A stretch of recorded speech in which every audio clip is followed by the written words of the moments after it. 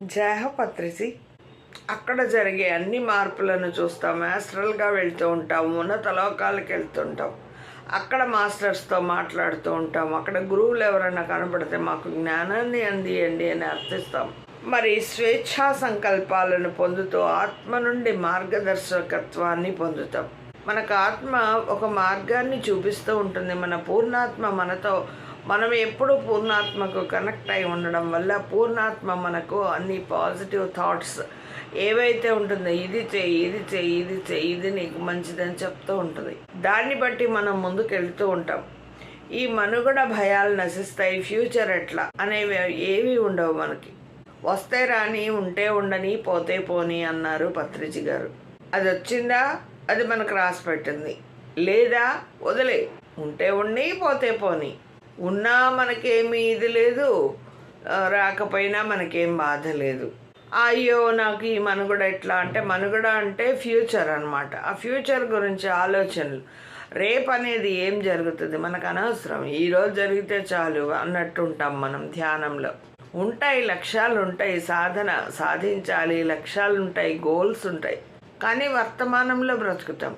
మనం వర్తమానంలో ఎప్పుడున్నామో ఆ వర్తమానంలో ఏం జరుగుతుంది, మనం ఏం చేస్తున్నామో, మనం ఈరోజు చేసిన ఈ 6 గంటల ధ్యానానికి ఎంతో హ్యాపీగా ఉంటాం, ఎంతో సంతోషంగా ఉంటాం.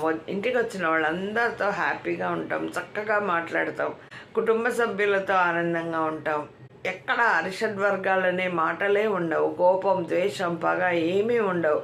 బుద్ధత్వంలో ఉంటాం చాలా మటుకు. ఎవరైనా ఏదైనా ఇష్యూ చేసి వాళ్ళు అక్కడ మాట్లాడుకుంటూ వాళ్ళు కొంచెం గొడవ పడుతున్నా కూడా ఒకసారి అలా కాదు అని చెప్తాం. వినలేదా వాళ్ళకు వదిలేసి మనం వచ్చేస్తాం. అవసరం లేదు, మన మాటకు వాల్యూ, స్థానబలిమి మనకు.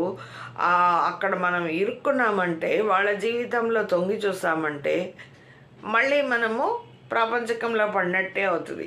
మనం ఇంత సాధన చేసి మనం ఒక మాట తూలనన్నా తెలియకుండా అలా ఎందుకు ఇలా అని మనము ఆర్గ్యుమెంట్ చేయకూడదు. ఒకసారి చెప్తాం, ఇలా కాదు అలా చేసుకోండి అని చెప్తాం. విన్నారా సరే, లేదా వచ్చేస్తాం. వాళ్ళు తెలుసుకుంటారు. అందుకే పత్రిజీ సార్ చెప్పారు, వేరే వాళ్ళ జీవితంలో మీరు తొంగి చూడదు, అది వాళ్ళు చూసుకుంటారు, మనకు అనవసరం. నీ ఆత్మ ఎదుగుదల నువ్వు చూసుకో. మనుగడ భయాలు నశిస్తాయి మనకు. ఒకవేళ అవి తలెత్తినప్పటికీ అవి అవాస్తవాలు, అశాశ్వతం. ఏదైనా సరే అశాశ్వతం అని తెలుసుకుంటాం. శాశ్వతమైనది ఏది? జ్ఞానం, ఈ మాస్టరీ. మనం ఏదైతే దేనిలోకైతే వచ్చామో